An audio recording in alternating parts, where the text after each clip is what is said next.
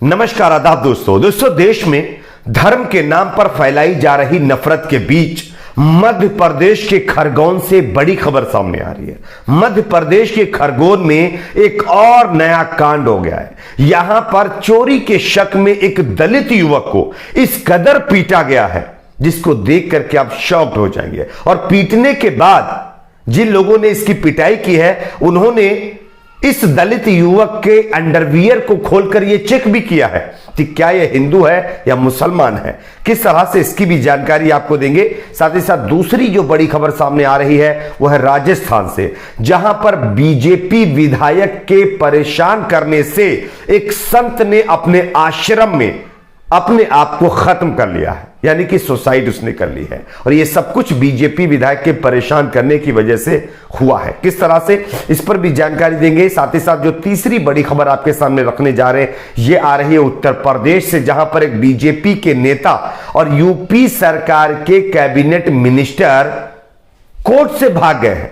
वो भी अपने खिलाफ जो उनके खिलाफ सबूतों की फाइल थी वो लेकर के भागे हैं। किस तरह से, इसकी भी जानकारी देंगे। उससे पहले एक छोटी सी रिक्वेस्ट आपसे करेंगे दोस्तों, अगर आप भी चाहते हैं कि जिस तरह से हमारे देश में धर्म के नाम पर लगातार नफरत फैलाई जा रही है, इन सब चीजों पर लगाम लगनी चाहिए।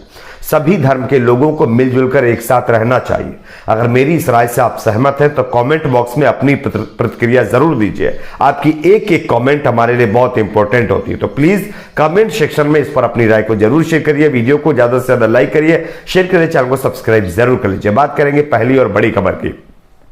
जैसा कि आप सभी जानते हैं कि आज हमारे देश में धर्म के नाम पर कुछ लोग अपनी ठेकेदारी चला रहे हैं, धर्म के नाम पर लोगों में नफरत फैला रहे हैं, धर्म के नाम पर राजनीति चमका रहे हैं, लेकिन इसका जो असर है वो लोगों में देखने को मिल रहा है।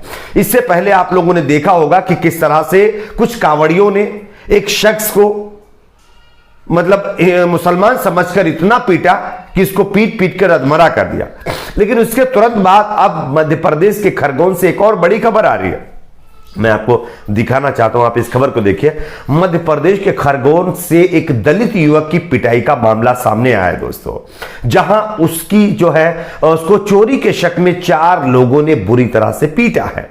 इतना ही नहीं, उसके अंडर जो है गारमेंट्स भी उतरवाए गए हैं ताकि चेक किया जा सके कि वह मुसलमान है। दलित को लोगों ने मुस्लिम समझकर बेरहमी से यह मामला जो है इस तरह से पिटाई की है। इससे पहले कांवड़ियों ने भी इस तरह का मामला किया था, जिन्होंने एक शख्स को मुस्लिम समझकर बेरहमी से पीटा था और उसके बाद पता चला कि यह शख्स हिंदू है। और कुछ इसी तरह का ये एक और मामला सामने आया। अब मुसलमानों के प्रति नफरत इतनी बढ़ती जा रही है कि इसका शिकार हिंदू भी होने लगे हैं। हाल ही में यूपी के अमरोहा में आप लोगों ने देखा होगा, कांवड़ियों ने राहुल सैनी को मुसलमान समझ करके पीटा था। वहीं मध्य प्रदेश में गौ तस्करी का आरोप लगाते हुए भीड़ ने नजीर की भी हत्या कर दी थी।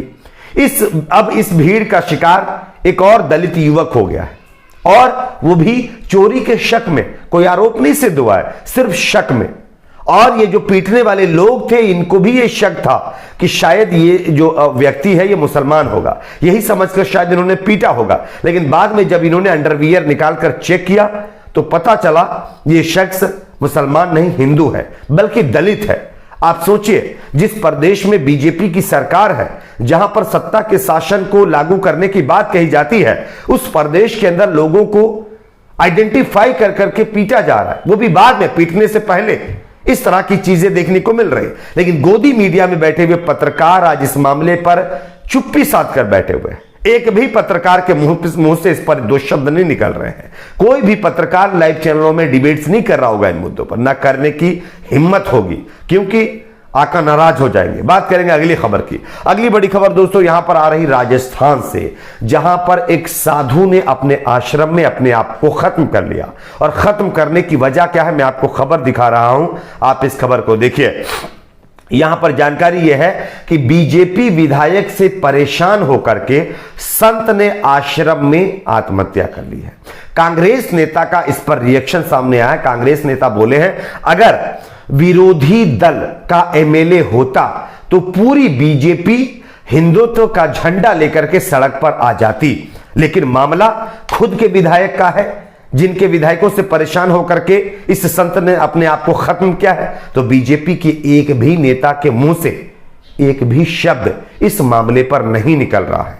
और यह एक शॉकिंग बात है कि दोस्तों, अगर अपने नेता का मामला हो तब तो आप चुप्पी साध लेंगे, लेकिन अगर वही कोई दूसरे विपक्षी पार्टी के नेता का मामला हो तब आप आ जाएंगे सड़क के ऊपर और ये कहेंगे कि ये विरोधी जो है हिंदुओं के खिलाफ है, ये हिंदू विरोधी हैं।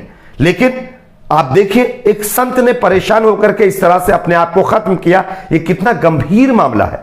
क्या गोदी मीडिया में बैठे हुए पत्रकार जो उदयपुर की घटना पर जो है काफी महीनों तक इन्होंने डिबेट्स किए थे, क्या आप इस मामले पर भी डिबेट करेंगे? क्या उनके मुंह से इस संत के जो है इंसाफ के बारे में भी दो शब्द निकलेंगे? शायद उम्मीद कम है। एक और खबर की बात करेंगे। अगली बड़ी खबर दोस्तों यहां पर सामने आ रही है उत्तर प्रदेश से, जहां पर राम राज्य है, लेकिन इसी राम राज्य में चलाई जा रही सरकार के कैबिनेट मिनिस्टर जिसका नाम राकेश सचान बताया जा रहा है, राकेश सचान जी को गिट्टी के एक आरोप में, यानी कि एक मामला था, गिट्टी का केस था, उसमें इनको आरोपी घोषित किया गया था। आरोप इनके ऊपर सिद्ध हो गए थे। लेकिन खबर यह है कि बीजेपी के कैबिनेट मिनिस्टर सचान जी अपने आरोपों की फाइल के साथ कोर्ट परिसर से भाग गए हैं। ये मैं नहीं कह रहा हूं, आपको हम खबर दिखा रहे हैं, आप देख सकते हैं। उत्तर प्रदेश के कैबिनेट मिनिस्टर राकेश सचान के खिलाफ अपनी सजा की फाइल लेकर कोर्ट से भागने का आरोप है।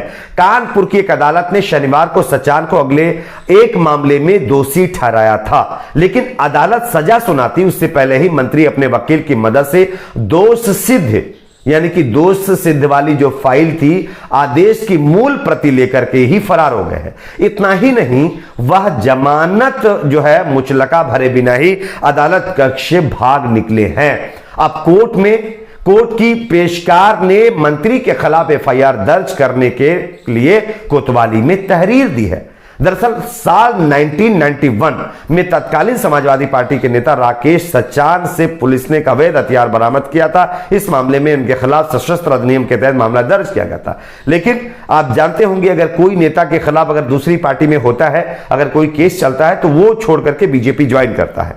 इसलिए इस उम्मीद से शायद उसको कोई रिलीफ मिले, लेकिन रिलीफ बहुत सारे लोगों को मिल भी जाता है, बहुत सारे लोगों को नहीं मिल पाता, क्योंकि आरोप जब गंभीर होता है और उसकी सही तरीके से पुष्टि हो जाती है तो बचना मुश्किल हो जाता है। तो इसी तरह से अब जब योगी सरकार में ये नेता कैबिनेट मिनिस्टर है राकेश सचान, तो अब इनके ऊपर जब आरोप सिद्ध हो गया है, कोर्ट ने सजा भी सुनाई है, तब इन्होंने अपने आरोप वाली फाइल लेकर के ही 1 2 3 4 हो चुके हैं।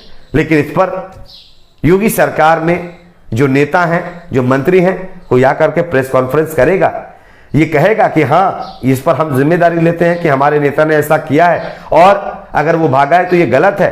खैर, आप किस पर क्या राय है जरूर बताइएगा। वीडियो को ज्यादा से ज्यादा लाइक करिए, शेयर करिए, चैनल को सब्सक्राइब जरूर।